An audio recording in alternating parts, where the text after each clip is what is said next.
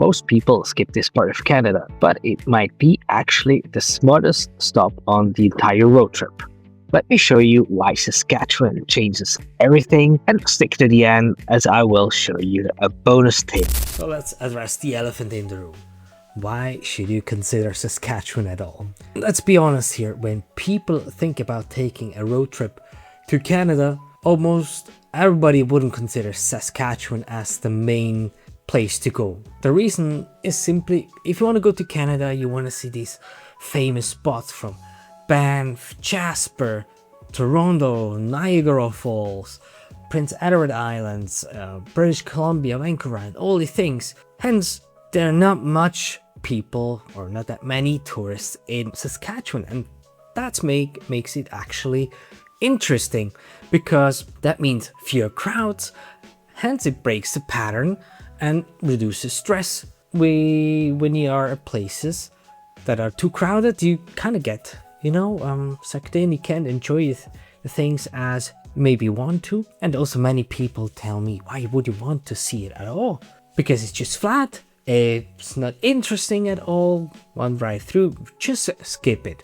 And the same goes for Manitoba, as well as the prairies are kind of boring. But there are actually some interesting stuff to see. From sand dunes, like the Athabasca sand dune, or to dinosaur fossils, to the Grasslands National Park, which is dark sky preserve, and then from the different type of landscapes. It actually, most of the area is covered in forest and water. It's not that, or couldn't be that flat at all, and it also holds a ton of animals and wildlife in general as well. So it might be boring, and it's probably mostly on the southern part of the province where it's a bit boring, but nonetheless it has a ton of things to offer. If you think of having less tourists there, meaning you can enjoy things much more for yourself, but also price-wise, it is much more interesting if you're on a budget to see this province, as you get a lot of Canadian vibes too. And we don't want to forget that in Regina is the university. If you want to join the Royal Canadian Mountain Police, these red police people that are famous in Canada, and apartments or hotels aren't as expensive as in other very touristy regions. So overall, if you want to include it, it actually improves your route efficiency. Well, it does in our case, and it adds up a bit of variety and differency, because on one hand we see the east and then also the west part, and then we see something completely different.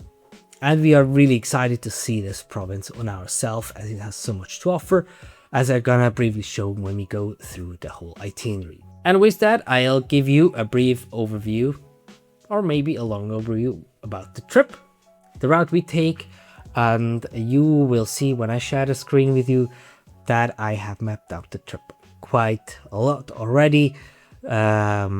Also added some of the things to do and restaurant stops, and if you are interested in these things, let me know in the comments below. Write down Saskatchewan itinerary and I will drop the link to my Wanderlog itinerary. Having said that, let's show you the itinerary, and I move myself a bit down here, and yeah, okay, good, that's doable. So you have the whole trip, and as you know, I'm a big fan of Wanderlog. I will do a Wanderlog versus Google My Maps video, but one thing that I do like a bit more than on Google My Maps, well, Google My Maps is kind of a database thing where you can save different Google My Maps things in your place or in your account. What it can't is, for example, I have here a ton of things, to-do list, kind of added. In Google My Maps, you can only add 10 of these lists. I, on the other hand, have much more. Have things to do and restaurants. Plus, if you create an itinerary like that one, here you see the whole route we're taking from Calgary to Edmonton. It only allows you to add somewhere between 6 and 10 places if you create itinerary with driving distances. So Here you get a lot more to add on. It's much more filled. But long story short, I'll show you the trip we've created. So as I said, we arrive in Calgary and we have 2 nights there where we either gonna have or spend a day at the Calgary Stampede, or we might take a drive over to Banff, but would do not the Trans-Canada Highway one, but the Highway 1A. It's a more scenic route. And then from Calgary, we would move to Drumheller just for 1 night. And as you see, at some places we stay rather short. And then I come to the end for Edmonton, where we stay 5 days. And in Drumheller, we want to see, for example, the museum, the Royal Tyrrell Museum. And as we go through the list, you see, I already have mapped out things to see. The Royal Tyrrell Museum, and maybe I've already added it to the itinerary. There you go, and you get an idea. I'll move my picture shortly up. What you can expect. It's famous for its dinosaur fossils and big exhibits as well. So definitely some fun for your children. And then we might gonna see the hoodoos that Drumheller is famous for. And in Drumheller we stay in a hotel because I didn't find an apartment that would have fitted our needs. So only 1 night, and then we drive over to Medicine Hat. I always need to make sure that I'm in the right place camera wise. And as you see, based on the itinerary, each day has a different color, by the way. If you wonder why they're different colors, not my doing. And you can easily recognize it by the colors here and here. We get off track. We stay at we're not staying, but we stop by the Dinosaur Provincial Park when we drive down to Medicine Hat. And if you haven't visited the hoodoos at Drumheller, there's another chance, and that's what we might gonna do, to do a hike in the Dinosaur Provincial Park, and you see another hoodoos. And you already see here, the area here is not flat at all. We're already in the prairies on the Albertan side though, but it's not that what you would expect from a flat area. And when we then go over to Medicine Hat, there are still a lot of things, city parks.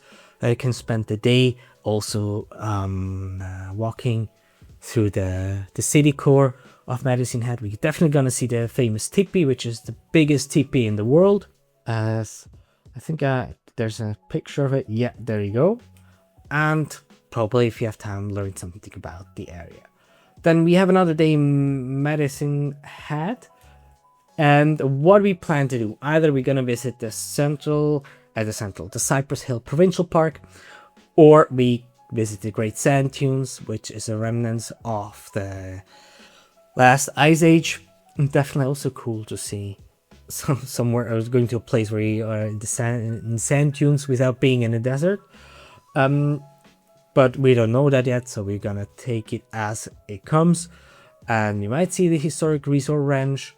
So other things to do or to map out, and I only have mapped these things out in that we have different options, so we can decide spontaneously.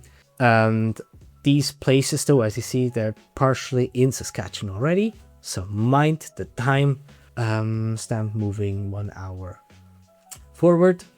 That's not the right expression. And then from Drumheller we drive over from Drumheller Medicine Hat, we drive over to Assiniboia. I hope I said that correctly, so don't be mad at me if I didn't. And we're gonna stay another time in a hotel because I haven't been able to find a good Airbnb or apartment that would have fitted our needs. And what are we gonna do in the Grasslands National Park? This park is famous for the Dark Sky Preserve, and it also in the western part, if I'm not mistaken, you can see bisons and drive through the park or walk through the park with a walk and can experience these animals in real life.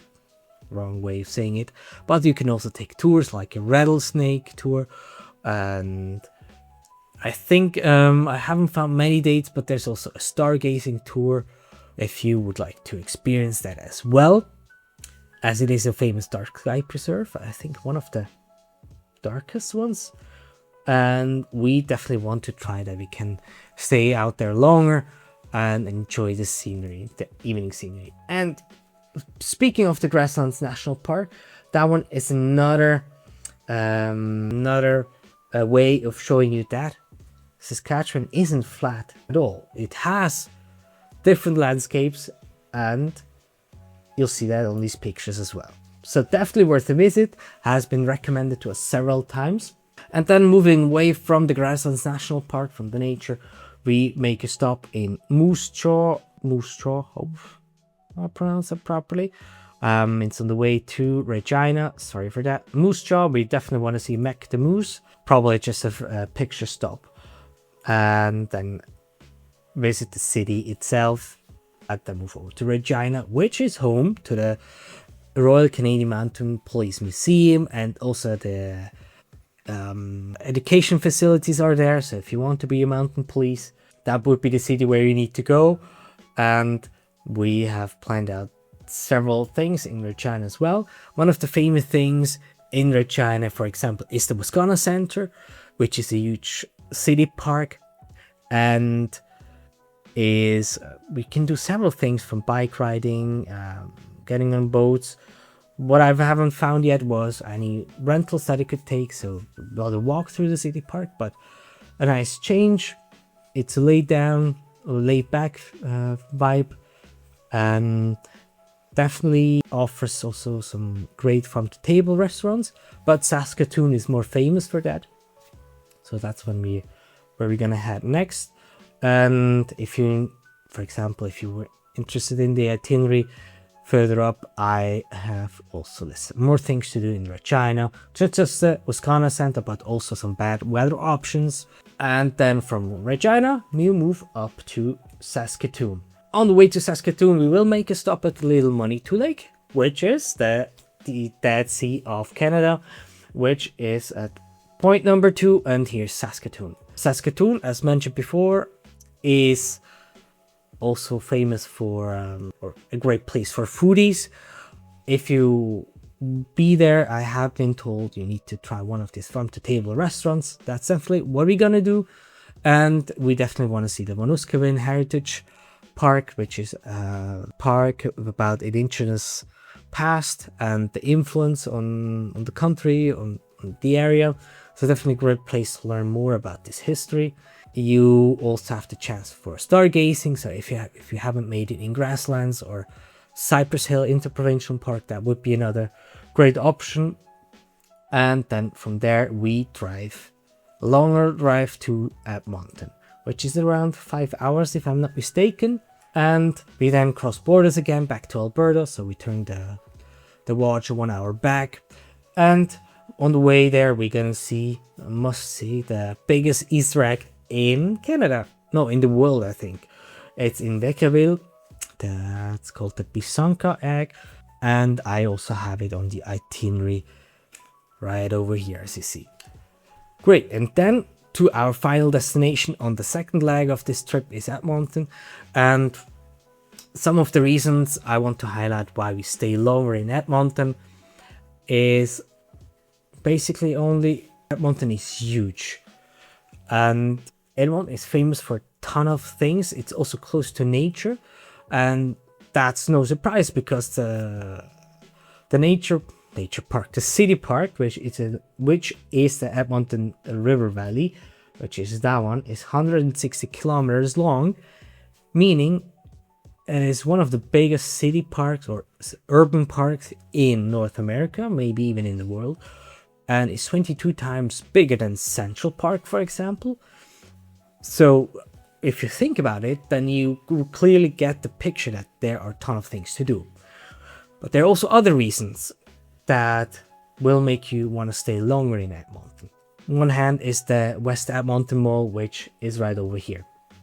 And the Edmonton Mall is so huge that you can spend easily a day in there. So at least you need to plan one day.